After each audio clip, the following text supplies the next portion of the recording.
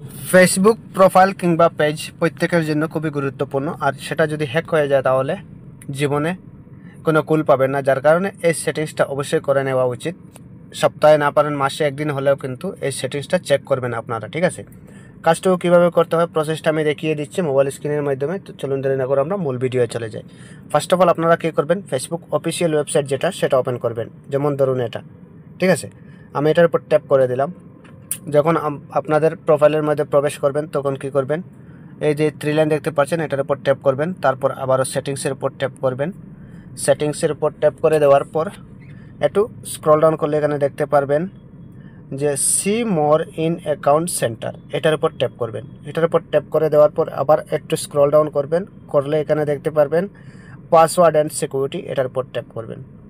এটার উপর ট্যাপ করার পর আবারও একটু নিচের দিকে স্ক্রল ডাউন করবেন। একটু স্ক্রল ডাউন করলে এখানে দেখতে পারবেন where you are logged in, এটার উপর ট্যাপ করবেন, ঠিক আছে? তারপর আপনার প্রোফাইল যেটা সেটা শো করবে, ঠিক আছে? তো তারপর আপনাকে কী করবেন, প্রোফাইলের উপর ট্যাপ করবেন। প্রোফাইলের উপর ট্যাপ করে দেওয়ার পর এখানে সব কিছু শো করবে।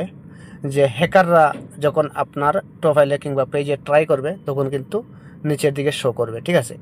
তো যদি আমার তো আসলে নাই, তো আমি তারপরও দেখিয়ে দিচ্ছি আপনাদেরকে, যেহেতু সমস্যা না পড়তে হয় যার কারণে, ঠিক আছে? তো আপনাদের ক্ষেত্রে কিন্তু এখানে শো করবে সবগুলা। তো আপনারা কী করবেন, এখান থেকে তো ডিলিট করতে পারবেন না, শুধুমাত্র লগ আউট করে দেবেন। লগ আউট অপশন চলে আসবে এখানে।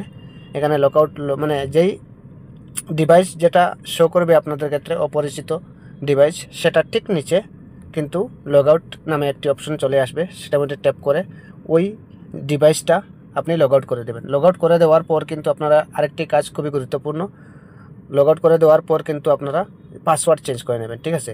ব্যাকে চলে আসবেন, দুইবার ব্যাক করে দেওয়ার পরে কিন্তু এখানে চেঞ্জ পাসওয়ার্ডের উপর ট্যাপ করলে তারপর আপনার প্রোফাইলে ট্যাপ করবেন। তারপর এখান থেকে আপনার এখানে দিয়ে দেবেন যে কারেন্ট পাসওয়ার্ড যেটা প্রথমে ছিল, তারপর একটি নিউ পাসওয়ার্ড স্ট্রং পাসওয়ার্ডটা দেবেন। তারপর এখানে যেই পাসওয়ার্ডটা দিবেন এখানেও কিন্তু সেম পাসওয়ার্ডটা দিতে হবে।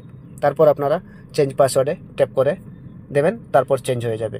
তো আশা করছি ভিডিওটা খুবই ইন্টারেস্টিং বুঝতে পেরেছেন। ভিডিওটা দেখে যদি আপনাদের ক্ষেত্রে উপকার হয়ে থাকে সেটুবার পেজটি ফলো দিয়ে চ্যানেলটাকে সাবস্ক্রাইব করে রাখবেন এরকম প্রতিনিয়ত ভালো ভালো ভিডিও পেতে।